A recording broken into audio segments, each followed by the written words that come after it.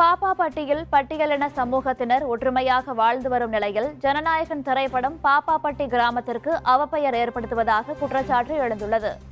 இந்த ஜனநாயகன் படத்துல அந்த சீன்ல என்ன சொல்றாங்கன்னா, ஓட்டு போடுங்க ஐயா, நாங்க ஓட்டு போட அது மீறி ஓட்டு போட போனா என்ன நிலைமைன்னு பாருங்கன்னு சொல்லி ஒரு காட்சிப்படுத்தப்படுது. அந்த காட்சியில ஒரு 5 பேருக்கு கைகள் வெட்டப்பட்டும் ஒரு முடமான மாதிரி ஒரு ஒரு ஒரு கைகள் வெட்டப்பட்ட நிலையில ஒரு காட்சிப்படுத்தி பாருங்க ஐயா, மீறி ஓட்டு போட போனா இந்த மாதிரி நிலைமை தான் வருது அப்படின்னு ஒரு காட்சியும், அது போக ஒரு சின்ன குழந்தை, ஒரு பள்ளி குழந்தை வந்து ஐயா நாங்க ஓட்டு போட போனா எங்களை அடிக்கிறாங்க ஐயான்னு சொல்லி ஒரு பள்ளி குழந்தை சொல்ற மாதிரியும் ஒரு ஒரு ஒரு ஒரு கிராமத்துல இருக்க மக்களை, அதாவது இந்த போராட்டம் சட்ட போராட்டமா தான் பாப்பாவட்டி கிராமத்து மக்கள் நடத்தினாங்க. யாரையும் வெட்டல, யாரையும் அடிக்கல, வயலன்ஸ் எங்கேயுமே இல்லை.